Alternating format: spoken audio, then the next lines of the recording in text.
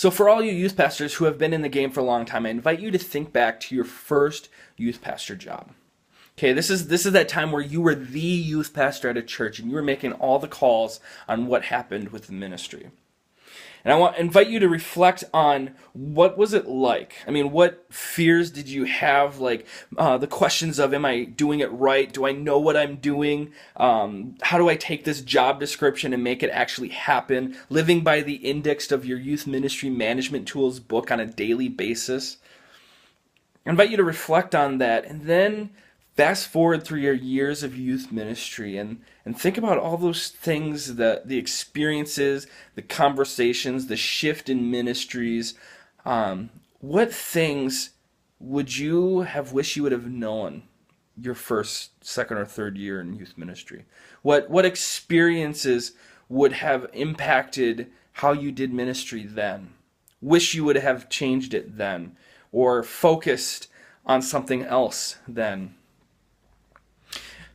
So there's a story about a youth director who had this privilege of being mentored by a full-time youth pastor for 4 years. Okay, worked directly underneath a full-time youth pastor for 4 years. And through those 4 years, he got to see, how do you do youth ministry from an experienced youth pastor? What does that look like? How do I figure out my daily schedule? How do I invest in students? How do I invest in leaders? How do I deal with conflict? And then likewise, in those 4 years, this director was able to see how important the connection of our denomination is.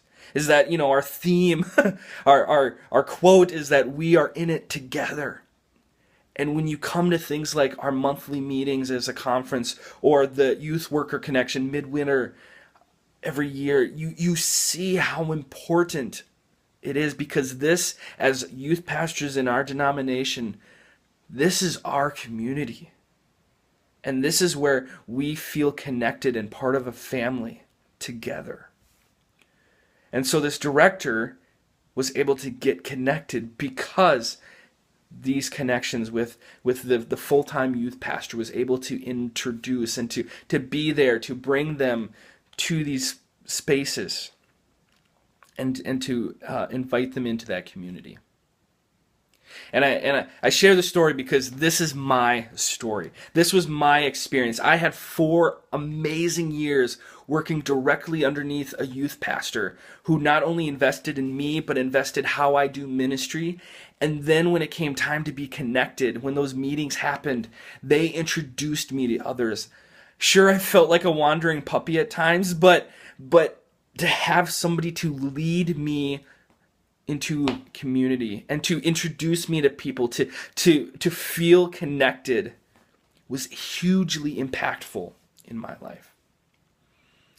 And so the other day I was looking at our conference meeting, and we have just as many first, second, or third year into being youth pastors sitting around our tables, as many as we had people who have been in the game for a while. And it hit me that how many of these people, these first, second, or third year into their being youth pastors, how many of them have somebody who can speak into their ministry? Somebody who can invest in them as youth pastors, to be there to answer questions that they may have on how to do this or how to deal with that. And how many of these youth pastors are getting connected, are finding that community, that we are in this together? And so it made me wonder how many of these youth pastors who have been in the game for a long time could take just a little bit of time to invest in one new youth pastor. And the cool thing is to have all these first, second, or third timers in youth ministry. To see them is significant because it's showing that the next generation is stepping up as leaders in the church. So what would it look like for those who have been in the game for a while to take one of them and to have a phone call with them once a month, to invite them to be a part of our communities at our conference meetings or at midwinter, to introduce them to people, to be available for if they call you on how to deal with this situation, because I have no idea what to do. You may not have all the answers, but you have ideas and you've got experience that could speak into this and help them be successful in doing ministry, because after all, we are in it together.